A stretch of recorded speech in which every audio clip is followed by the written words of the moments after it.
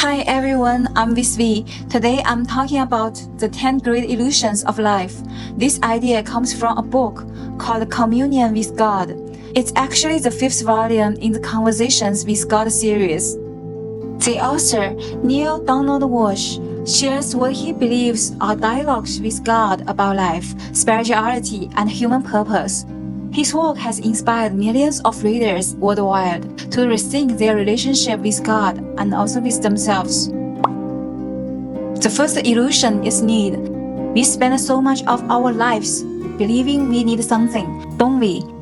We think we need money, relationships, success, possessions, but God says none of these are truly necessary. Every so-called need is something we have invented in our minds. We just made it up. Even air, it's not you who needs it, it's your body. But you are not your body, you are your soul. And when you begin to see yourself as soul rather than body, the whole idea of need starts to dissolve. Breaking free from this illusion calls for a deeper understanding of life and death. Death doesn't exist. Life is eternal. The body may pass away, but the soul is everlasting.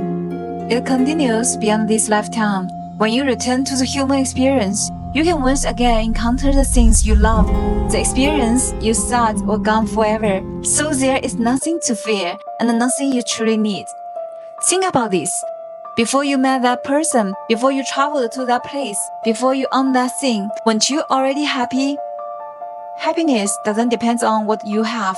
You don't need anything at all to feel joy. And when you truly understand this, fear begins to fade. Fear isn't just a bad energy, it's a magnet. It pulls toward you the very things you are afraid of. But when you live without fear, you live blessed.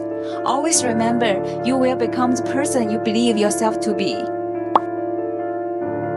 The second illusion is failure. We often feel like we have failed, don't we? But God says failure doesn't exist. Life is simply a process. It's a journey of reaching goals and experiencing what you came here to experience. Every single thing you do is not failure. It's part of that process. What you truly want to experience is your soul, your most authentic self. But without challenges, without pain, you won't be able to truly feel it. Just like without darkness, you won't know what light is. So when unexpected things happen, don't rush to call them failures, since they are shaping you into a person you're meant to be. In Conversations with God, God says, don't envy success, don't pity failures, because in the soul's balance, you don't know what counts as success and what counts as failure.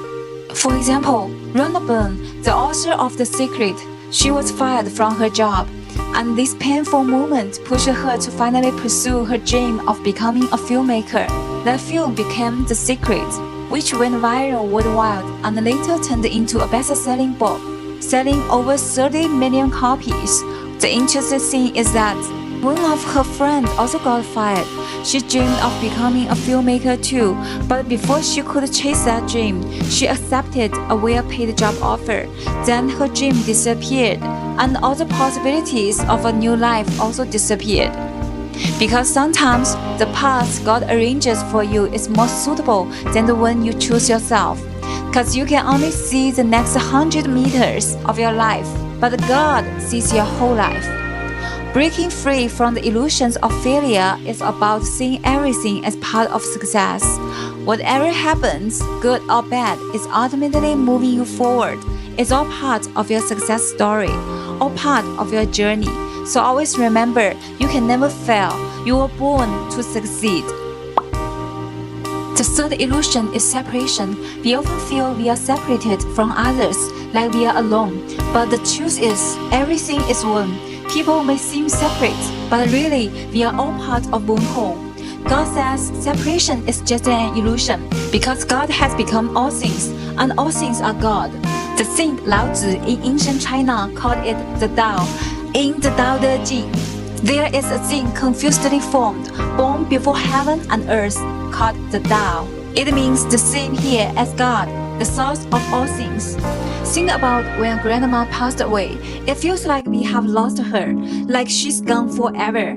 But that's only the illusion of separation. In truth, she is still part of the whole, and so are we. And remember, death itself is also an illusion. She didn't disappear. She just exists in another form, in another world. Phoebe from Friends shared how her grandma passed away. They were in a supermarket, and her grandma said, "I'll get the yogurt and meet you at the checkout counter." But then she collapsed and never got up again. Phoebe then realized, you know what? We will meet at the life checkout counter. And that's exactly the point. There is no real separation, just a different stage of the same journey. As your sense of oneness grows, you break free from separation, and suffering and sadness begin to fade. Because suffering comes from separation, and sadness comes from believing separation is real. But true separation doesn't actually exist, not from people and not from things. Always remember, the more you feel that oneness, the more suffering and sadness will fade away. The fourth illusion is insufficiency. We often feel like we are lacking something, maybe love, maybe money. Or we think what we have is never enough. Not enough money, not enough love. But in truth, you are already abundant. You just don't realize it. It's like Adam and Eve in the Garden of Eden. If you already have everything, but you don't realize that you have everything, then it's like you have nothing. The way out of this illusion of insufficiency is that when you see lack outside, just remove it.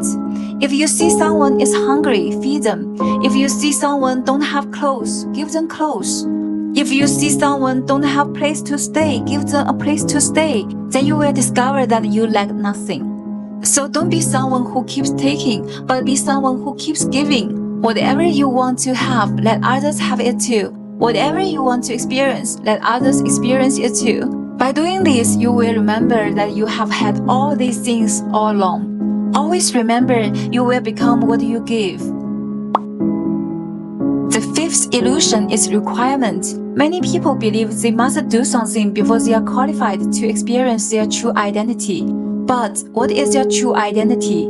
You are not your role in society. You are not the things you have done. You are not the achievements you have collected.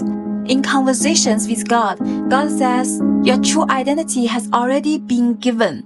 It is the pure, creative soul that you are. You must realize that you are me, you are God. Okay, let me explain. When God says everyone is God, it means we all share God's wisdom and creativity, but we do not share God's lifespan. So, in other words, we are half God. You don't need to accomplish anything to know and experience your true self. At the end of life, you will realize that what you did doesn't matter.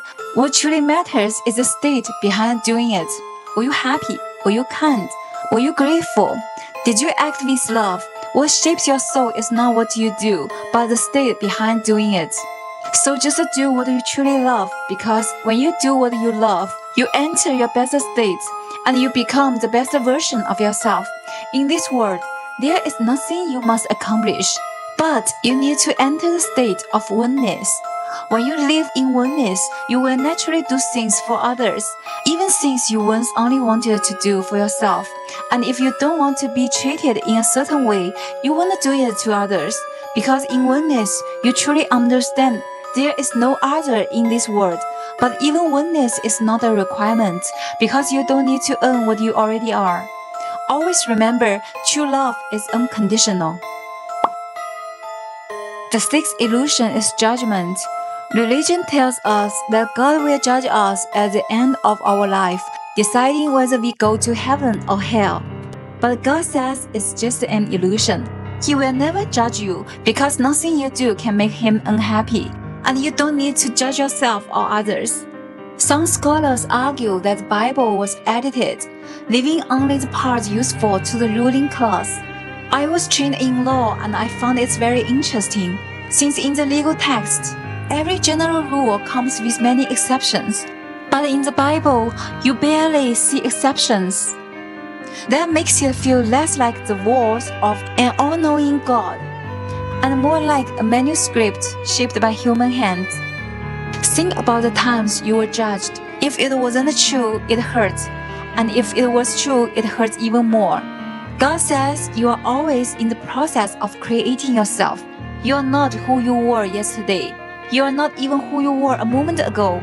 You are who you choose to be right now. Life is full of infinite possibilities. In every moment, you can recreate yourself according to your highest vision. In every moment, you are reborn, just like everyone else. Once you see this, you realize judgment has no meaning.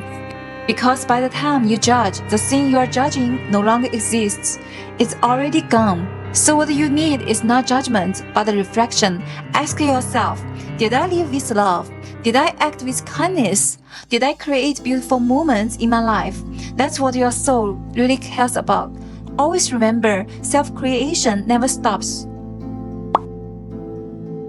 The seventh illusion is condemnation.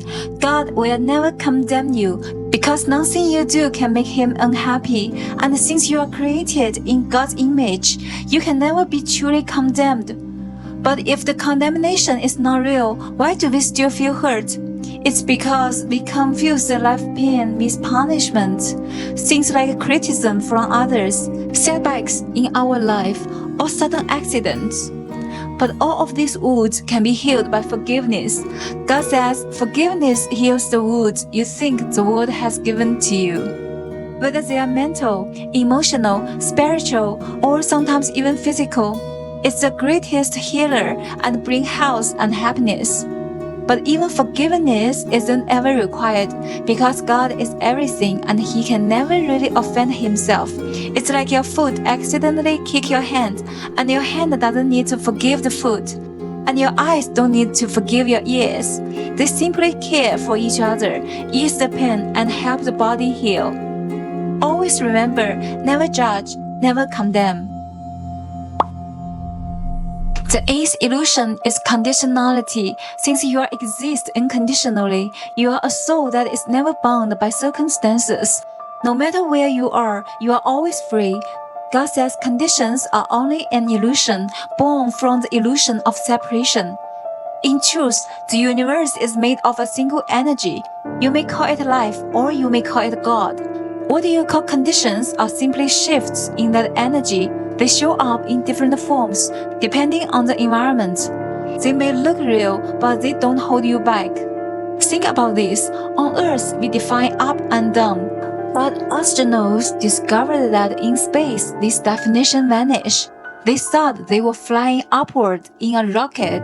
But once outside Earth, they found themselves looking up at Earth with the sun to the side. Suddenly, there was no up or down, only around. And just like that, what seemed like fixed conditions became a matter of perspective. That's because life itself is unconditional, free, and ever-present. Some people realized, I am not my conditions, I am not my job, my house, or my poverty. Those people create extraordinary results. They see through the illusion of conditions, free from those so-called conditions. They create themselves according to their highest vision. For example, what others call poverty, you may see as abundance. What others call failure, you may define as success. Because you are the creator of every condition. When you truly understand this, you will stop blaming anyone, any place, or any event in your life. You will realize you have never been harmed by the outside world. In the end, you discover there are no victims in life. Always remember, there are no victims in life. The ninth illusion is superiority. Nothing in life is higher than anything else, and nothing is lower. Everything is equal. You are equal to God, and you are equal to all things. When you discover that superiority and inferiority are only illusions, you realize you no longer need to call up courage, because you are courage. You no longer need to call up God, because you are part of God. God says the belief in superiority is one of the most tempting of all human ideas. It gives you a pleasant sense of pride. But to break free from this illusion, you must realize it is not real. We are all one. You don't need to stand above anything, and nothing stands above you. Is the tulip superior to the rose? Is the mountain more majestic than the sea? Is one snowflake more magnificent than another? Once you decide this truth is real and act up on it, you will truly experience it. You will find that every person you meet is beautiful and remarkable, because everyone is unique, and no one is more extraordinary than another. And one day we will return to oneness. Always remember, the greater your self-vision is, the greater your experience will be. The 10th illusion is ignorance. You always believe you do not know these truths, as if every word you just hear is new and unfamiliar. But deep inside, you have always known. You know the oneness of all people and all life. You know that everything is equal, and the love is unconditional. This knowledge lies hidden in your soul. You have simply forgotten. What you need is to recall. The gift of this illusion is that it allows you to learn again, to remember again, and to re-experience the cycle of life. When you fall too deeply into this illusion, you forgot that every person, every place, every event in life is created by you. They come to shape the perfect conditions and opportunities to make you into the person you are meant to be. Sometimes you see yourself as a victim. Even though these moments carry gifts, you often fail to see them, but you can always choose to see yourself as the one who benefits. Always remember, the truth is already within you. Many people spend their lives pursuing the meaning of life, but life has no meaning. We give it meaning by how we live, what we experience, and who we choose to become. In giving life meaning, we discover ourselves.